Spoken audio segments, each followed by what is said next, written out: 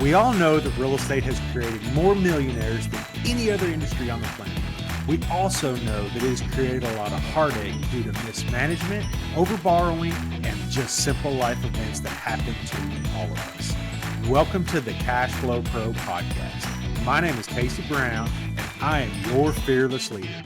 And although we might be bourbon sipping and at times foul-mouthed Southerners, we will always do our best to be honest, straightforward, and due diligent with all of the information we pass along to you. Welcome to the show. Hey there, and welcome to today's episode of Cash Flow Pro, your daily real estate investing podcast and YouTube channel. I'm here today with Joel Fine of Lakeline Properties. Joel, how are you today, sir? I am great, thank you. Thanks for having me on. Absolutely, man. We're glad to have you here, and we hope that we can shed some light on where you came from and how you got to where you are today as far as real estate syndication and capital raising and all in all, what that means for the cash flow. That's what we're after. We want to talk about cash flow and how that how you've built cash flow into your life and how you use it today. So tell us a little bit about yourself, where you came from, and how you kind of got started in real estate. Absolutely, yeah. So I went to college to study to be an engineer. Went to college in California, stayed in California in Silicon Valley for the jobs. Worked in high tech IT for many years. About 4 or 5 years ago, just began to get into real estate. Bought a single family house. It was actually my wife and I decided we were going to move to Texas sometime in the future, but we weren't sure exactly when. So we decided to buy an investment property in the Austin, Texas area as a way to protect ourselves against any unforeseen changes in the real estate market. Once I bought that property, I kind of caught the bug. Figured out that real estate can be an excellent investment, both for cash flow and maybe even for appreciation. Bought a bunch more properties, duplexes, triplexes, quads, mostly for cash flow. I bought in Ohio in an area that didn't really appreciate a lot, but had really good cash flow. So accumulated about 35 doors that way as individually. Roughly in parallel with that, I was learning about syndications and commercial large-scale multifamily properties. I was still living in California at the time. Was attending a meetup run by a group of syndicators who also lived in Silicon Valley, but were syndicating apartment deals in the Dallas-Fort Worth metro. So they had about a dozen properties, maybe 150 doors each on average. And I was learning about syndication from them, invested passively in one of their deals, and caught a new bug, which was syndication. Wasn't sure that syndication tends to be the bug that catches all of us as far as like, because it just seems like when we're investing on our own, or even if you're just building a small portfolio, it's like all of a sudden all of us get to that plateau where it's like, okay, and the banks are like, all right, listen, man, we're overexposed here on, or we're heavy in maybe say residential single families, and we need you to kind of slow up or do something different. And then I think that's when we all kind of turn and we're like, okay, how do we continue to grow, right? Absolutely, yeah. Syndication is a great way to scale up much more aggressively than you can in the small single family duplex space. Partly because you're buying bigger properties, but also I think in large part because you're teaming up with not just partners on the general partner side, but also lots and lots of partners on the passive investor side, on the limited partner side. So where did you in syndications? I was investing passively. I wasn't sure whether I wanted to be general partner or active or just stay passive. So I invested in a few syndications passively, several different syndicators. I think I ended up in something like 12 or 14 different syndications as a passive before I did my first active deal as a general partner. But once I did my first active, then I went pretty full bore into that. Since then, I've closed 6 deals as a general partner, hoping to close number 7 and 8, possibly today, actually. Good. I have a couple more in contract. Since then, I've also moved into ground up development. So I'm in 4 deals on the ground up development side as an active. And along the way, I've continued to invest passively. I'm now in more than 40 deals as a passive investor across 14 states. So I use the passive investments. Number one, it's where I put my retirement money now, and it's a great way to diversify because I don't really know a lot of markets outside of Texas really well. So I've found syndicators who know their markets. So I've invested in a bunch of different states: Florida, Arizona, um, Ohio, Massachusetts, and different asset classes too. Not just multifamily, which is what I'm focused on the active side, but industrial storage. I'm in a couple of biomedical research facilities that are being built from the ground up. So, like I said, it's a great way to diversify beyond what I can do on my own. Now, I think one of the big hurdles that a lot of people, I'd like to go back to one of, like, let's say the first deal that you were a general partner on, or an active partner on.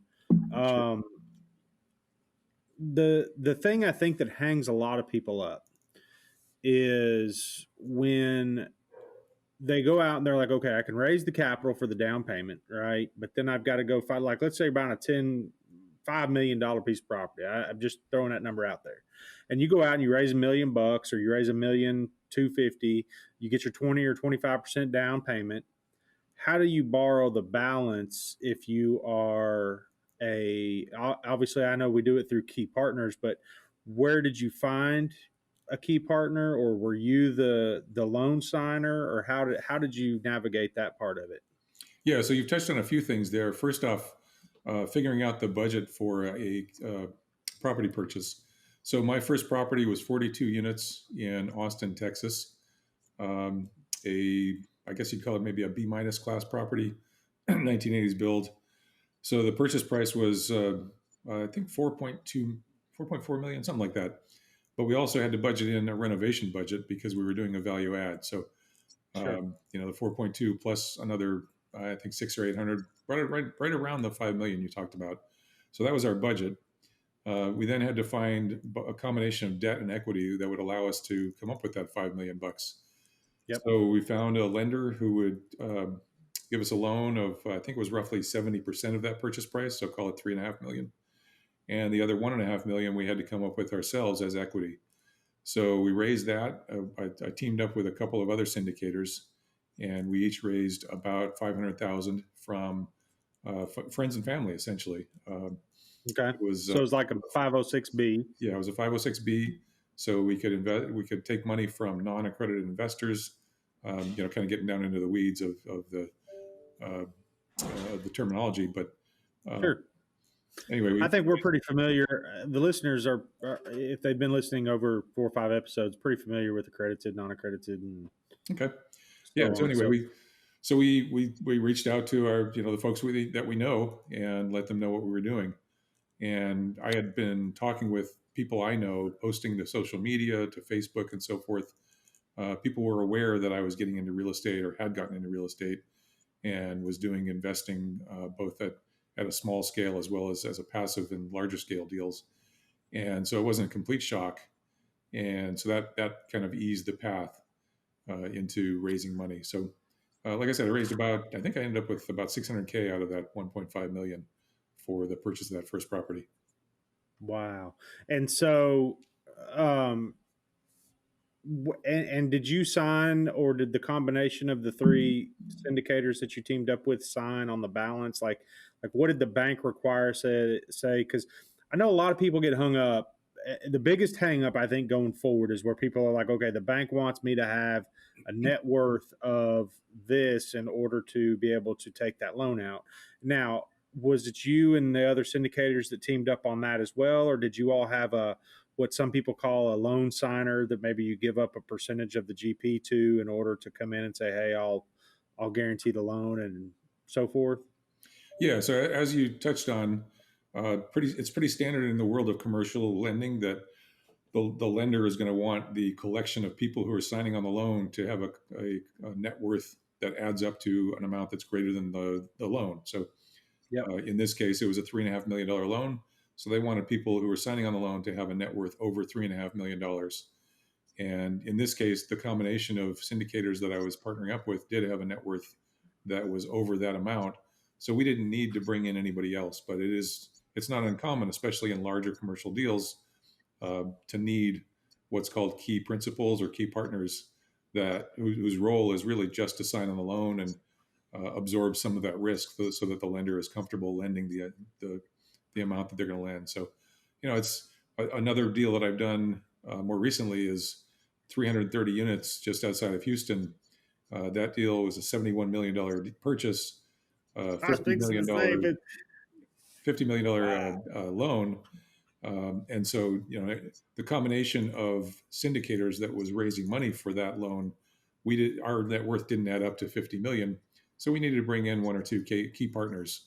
And again, their role was just to sign the loan. They didn't actually have any other functional, Now, responsibility. what did you have to give them in order to have them sign on?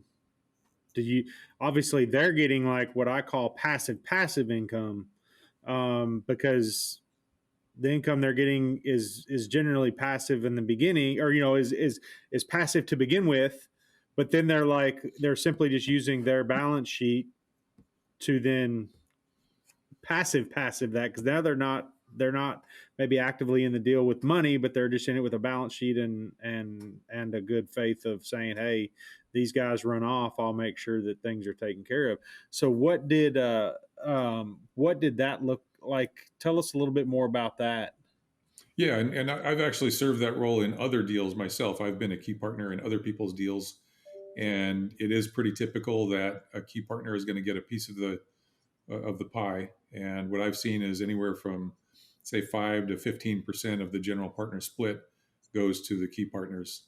And so if somebody's bringing their net worth, they're taking on some risk there. As you said, if there's a problem with the operators, if there's a major problem with the property, if fraud is discovered, it could turn the loan from a non-recourse into a recourse.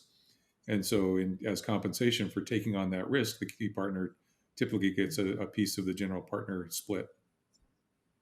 Now, have you found that to be almost like another gatekeeper of the underwriting? I mean, because the key partner has to basically underwrite the deal too, and if you've got two different people underwriting the deal, and each one maybe serves on the platter a different set of standards they consider to be what they want to see, then that could really, I mean, it really could almost complicate. Obviously, it complicates matters a little bit because, right, we all want net worth, but I guess what I'm just getting at is was that real difficult to navigate, or were they fairly accepting of the numbers? Were they hard to work? Was it hard to make happen? What did you see there? So yeah, the key partners that I've worked with, they want to do their own due diligence on the deal, and that's going to be not only the underwriting, the numbers in the spreadsheet, but also understanding the property, the market, the submarket, the neighborhood, the business plan, the experience of the sponsors. I mean, the key partner is going to want to be able to trust the sponsors that they're going to be able to execute that business plan. So they'll be looking at a lot of different things besides just the numbers, but absolutely they'll be digging in pretty deeply into the spreadsheets and the numbers that represent the expectations that the sponsors are setting. And that's just a part of doing business. I mean, if you're doing a deal that's big enough that you need key partners, you just got to be ready to have that key partner do their own due diligence, their own analysis of the deal.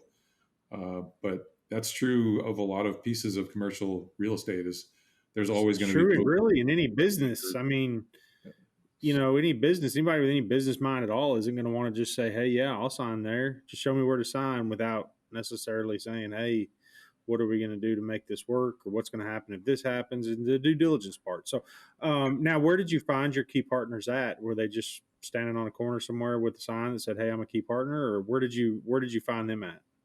So I've done lots and lots of networking over the past 3-4 years. Lots of meetups, conferences. I'm part of a mentorship group. I run my own meetup now in Austin. So I know a lot of syndicators, and a fair number of syndicators like to be key partners. Also, some of the meetups I attend, There's folks who attend who want to be key principals.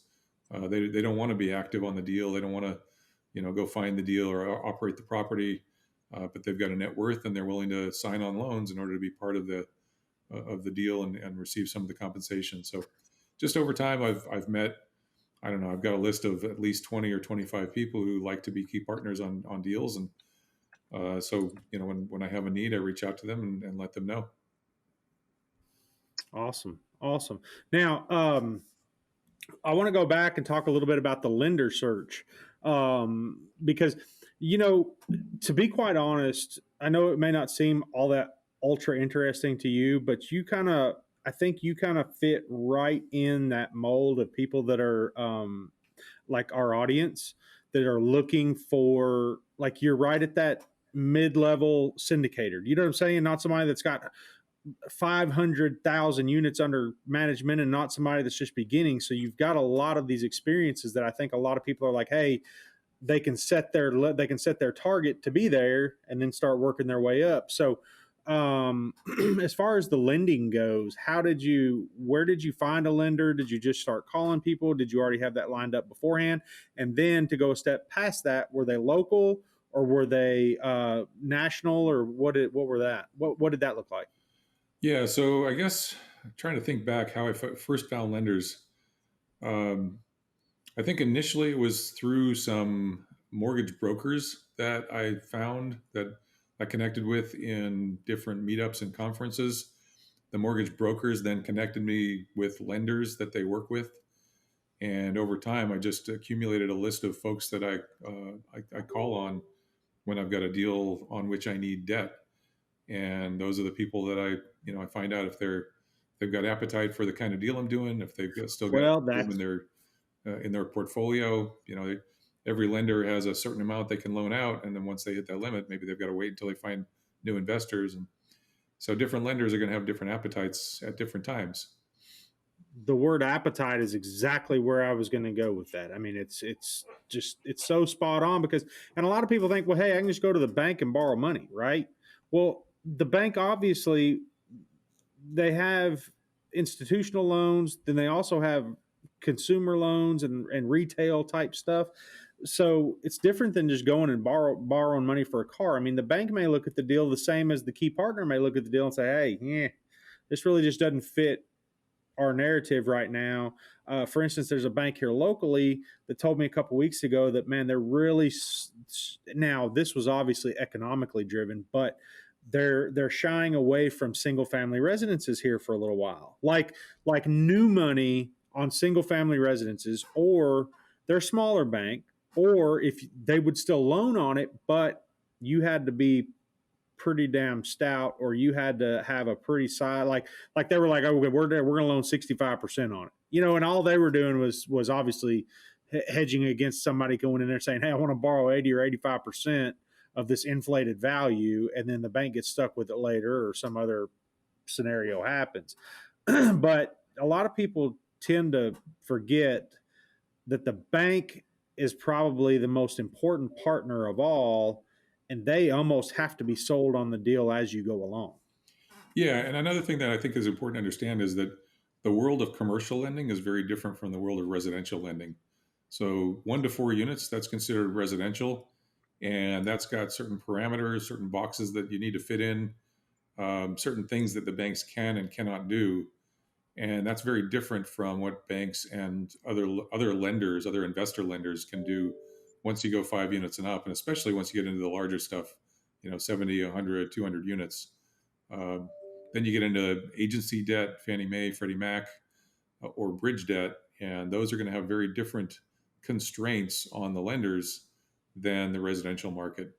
And so, over time, as you do commercial deals, you'll develop an understanding of what those constraints are and how best to make sure that your deal can fit those constraints, either by underwriting properly or by doing good market analysis, so you get a good sense of where you can add value and create the justification for an investor making that loan. How you can help mitigate the risk that the lender perceives, so that you give the lender an easy path to say yes. Sure, sure. Yeah. And then when we start looking at from there, now, did you say you're actively invested in Austin? Like you're actively a GP in Austin, right? One of the Mhm. hottest markets in all of, I guess, the world right now. Really, I mean, it's definitely one of the big four in Texas, and it's.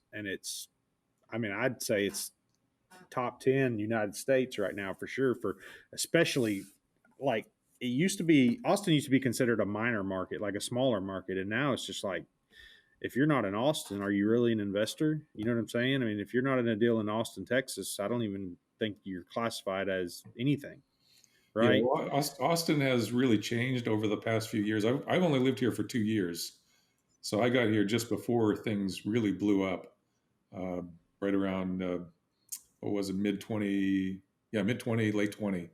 Things kind of Yeah. blew up here. But Well, yeah, it's like Houston, man. Houston. Now, Houston's a weird market. Houston is a weird market, but Austin is so classy. It's almost like an upscale. It's got a lot of really neat pieces to it, similar to the San Antonio market. I like the San Antonio market because it's got some assets, some tourist assets, and some other things there that really drive home the fact that you can get some appreciation there without simply having to every 10 years raise the flag up and say, hey, we're taking new residents. You've got some assets there that continue to churn new residents and that create value, I think, in the market. And I feel like Austin is a little bit the same way with the capital and all that stuff that goes on there. I just think they're really good markets that underwrite really, really well. Am I right about that? yeah. I mean, some of the things that power Austin is obviously the state capitals here, but also University of Texas at Austin has, I think, really helped generate a lot of local activity.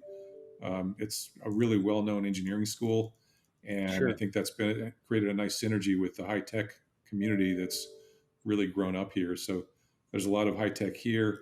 It's a business-friendly environment, especially now in contrast with some of the other areas like California that are much more challenging to do business, both in terms of the just general cost of doing business, but also the overhead and regulatory environments. So Texas is a very attractive place to be, and Austin in particular because of its synergy between UT Austin and high tech. We just got a very nice inflow of people, and businesses. For example, Tesla about a year ago, they built that gigantic factory just Yep. outside of the city of Austin, and then they announced they're moving the international headquarters here. I've got a project And now about 5 minutes from there that I'm really excited about, building some apartments right by Tesla. So there's lots of opportunity here and lots of growth, and there's parts of Austin that are very clearly in the path of progress, and it's an exciting place to be. awesome. That's great. Now, what other markets? I know you listed or you said 14 earlier. I think it was 14 states, right? But what is your next? What is your favorite market of them all? I mean, if it's Austin, we can talk about the next favorite. But what is your favorite market of of all that you're invested in right now? Well, every market has its different characteristics. I mean, I love Texas as a whole, like I said, because of its business friendliness. Um, Between that and Florida, I just really like the places where the combination of friendly regulatory environment, um, mild or warm weather, and net in migration. Lots and lots of people are moving from the high cost, high tax, high regulation states into these other states in the South. The whole southern belt of the United States, from Arizona to Texas to Florida. Throw in Georgia and Tennessee in that mix. That Those whole are Sun all great Belt. markets to be in. Yeah. Yeah. See, and that's one of the things I think Phoenix pays the price for not necessarily having some of those assets that I was talking about earlier. I think Phoenix pays the price for that about every 10 or 12 years. Mhm. That's just my thoughts that, when you can infinitely expand your city, you're obviously going to overbuild and then you're going to have to recess, then you're going to have to go back at it. But it just seems like those markets in Texas don't ever do that. I don't know. Houston, Houston, I feel like if they could get their zoning stuff under control, man, they would be a prime spot. But they've just got so many different. It's just such a weird place because you really have to know what you're doing to be any. Like it's one of those deals where you either invest in Houston or you invest everywhere else. You don't do both because it's similar to California. You know what I'm saying? You just things can change on a whim. And so anyway, but and Florida, you mentioned Florida. Now that's a really, really like everybody wants to talk Florida all the time, nonstop. I hear Florida every day. Do you have any deals in Florida where we want to be in Florida? And I guess I don't know if it's maybe people look at it like, hey, then I can have an excuse to go there and look at the asset or what it is. But it's everybody wants to be in Florida for some reason or another. The sunshine, the stuff that's going on there. So, but so tell us where are you headed now? Like you said, you've got a couple closings coming up. Just you said possibly even today, but where are you headed now? Are you just going to continue to kind of layer these things on and keep moving? Yeah, so over the past year or so, I've shifted my focus a little bit. I'm doing about half value add multifamily and half ground up development. I've got several really interesting development deals going on. Value add multifamily, one deal looks pretty similar to the next one, but ground up development, every deal can be wildly different from every other deal. So, uh, in particular, I've got a 265 unit apartment build I'm working on, a 200 unit townhome build, a Under 40,000 ground up, ground ground up. up. Yep, bare dirt, ground up. Wow. 40,000 square foot retail plaza that we're putting together. I'm working on a residential subdivision that's 35 acres. It'll be about 200 units. Um, got a 90-acre parcel up north of Austin under contract that we're considering doing a master plan community that'll have multifamily, single family, townhomes, retail, hotel, office, a little of everything. So that's pretty Now, exciting. does Austin have an abundance of agricultural money? Is there a lot of ag that's right there, really I'd say there's close? a lot of agricultural land. I wouldn't say there's much agricultural money. A lot of the folks who have owned property for a very long time, say just outside the city, 10 years ago it was out in the boonies, and Yeah, now it's the city. maybe 5 or 10,000 bucks an acre, and the Yeah, city has grown towards them, so they're still just kind of doing their thing. Maybe they're a hay farmer or cattle rancher, and suddenly they're surrounded by city, and their land that was 5,000 an acre 10 years ago is suddenly 200,000 an acre. yeah. And so a lot of these folks are cashing out. They're saying, hey, I can sell this land, I can tuck away a big chunk of money, and I can just go buy something another 100 miles east, and keep raising hay. Well, what a lot of the folks around here have done is they sell 1 acre and go somewhere else and buy 5 or 6. Yeah, and I think Um, that's a common story, right? Either yeah, either they buy a bigger place, or they put away a bunch of the money for the future, and they buy the same kind of size of place but further out of town. And more power to yeah, them, right? They've held the yeah. land for all And that that's time, and obviously. the path of progress has headed towards them. Hi, this is Casey Brown, host of the Cash Flow Pro podcast and YouTube channel. Have you been thinking about investing in real estate but just don't know where to begin? I'd like to help by inviting you to check out our website at www.3000capital.com. There you will find an array of material that will help you learn all about real estate syndication. And while you're there, be sure to check out our free video series download titled 5 Must-Know Keys to Success in Passive Real Estate Investing. I'd also like to personally thank you for making Cash Flow Pro part of your day. Now, back to the show. That's obviously if somebody does a 1031 exchange, buys 5 acres for one they sold, do a 1031 exchange, and then they get a stepped up basis when they pass on and leave it to their kids or heirs, and so Mhm. things change there. So then it ends up being wildly tax free all the way up to the very end, until it steps into another generation. So anyway, well, all right. Well, listen, Joel, we're kind of running towards the end of our time here, but I have a couple questions that we ask every guest that comes on the show. And the first of those is, what is the best book that you have recently read or are currently reading? Oh, let's see. The one that I really liked is trying to remember the name. The Passive Real Estate Investor uh, by Brian Burke. Yeah. Um, and what that book does, it talks about syndications from the perspective of the passive investor. And it's just a Yeah. really phenomenal. It's called The Hands-Off Investor by Brian Burke. And I love it when I enjoyed that book myself. I love it when my investors read that book, because then I know that they're going to be educated investors. And when they're coming to me to have a conversation about one of my opportunities, they'll have a good basis on which to evaluate it. And any questions they have will be excellent questions that I need to be prepared for, in order to make sure that they understand the investment as well as possible. I had Brian on the show not long ago. As a matter of fact, I don't even know as of today if his episode has aired. But man, you talk about a super sharp, super nice, just down to earth guy. And that's what I like about this whole vein of syndicators, because I feel like syndicators and capital raisers are one step above the mom and pa owners, and we're one step below the corporate the corporate life of the REITs and everything else. And I feel like we're all just kind of mainstream folks.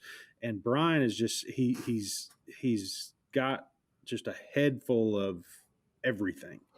Yeah. Can answer questions. I mean, Have you ever spoke with him? Yeah, actually, I had the opportunity to moderate a panel that he was a panelist on, and so I met him and several other fairly high-profile, very active general partner syndicators, and yeah, he's a very sharp guy, really fun to interact with. Yeah, he was I believe he was in Charlotte with us. I can't remember, just a couple months ago, but anyhow. So, all right. Well, listen, Joel, next question is, what is a dream vacation that you have either taken or hope to take? Let's see. I'm very fond of Hawaii. Hawaii is my favorite place to take a vacation. Haven't been there in a couple. Man, I've gotten Hawaii on here like, I don't know, if I've done 20 shows, I've probably gotten Hawaii 12 or 14 of them the last 20. It's unreal. Yeah. I'm like, man, am I missing something? Am I missing something here? What's really going on? Because I thought I had really seen the finest, but everybody seems to like Hawaii. Yeah. So. Well, I mean, I lived in California for many years, and Hawaii is kind of the destination for folks who live in California. But yeah. It's much like say maybe the Keys or something are for us here. I mean, it's time you add 3 hours flight travel to either direction, it makes it almost not worth it. But so awesome. Well, Joel, listen, if the listeners heard something that they'd like to ask you more about, or something that resonated with them and they'd like to reach out and get in touch with you, what's the best way for them to do that? Yeah, so I've got a website. It's called LakelineProperties.com, LakeLine properties.com. They can go to that website and get my contact info. We've got a contact page there, as well as a few free resources. I've got a list of books and podcasts that I recommend to people. So encourage people to go to that website and take a look. They can also email me directly, joel@LakelineProperties.com. Love to chat real estate with people. So encourage folks to reach out and connect if they want to talk. Awesome. Well, Joel, thank you so much for your time today. We really appreciate you being on the show. And listeners, as always, please head down and leave us a 5-star review, and also type a review so that others may know what we talk about here on the show and what you liked about it. And as always, please, please, please smash that subscribe button. We always love new subscribers. And then you will be notified when we release new episodes, so that you won't miss any of our guests and any of the knowledge that they share, because we share a ton of it. So Joel, again, thank you so much. And I hope everybody has a wonderful rest of the day. Thank you so much. Appreciate you having me on. Cashflow Pro is hosted by Casey Brown, founder and CEO of 3000 Capital, a commercial real estate investment firm committed to providing its investors with ongoing cash flow and helping them build long-term wealth. If you enjoyed today's podcast, make sure to hit that subscribe button so you'll be notified about all our future episodes. You can find more information about us and our investment philosophy by clicking the link in the show notes below. Thanks for listening.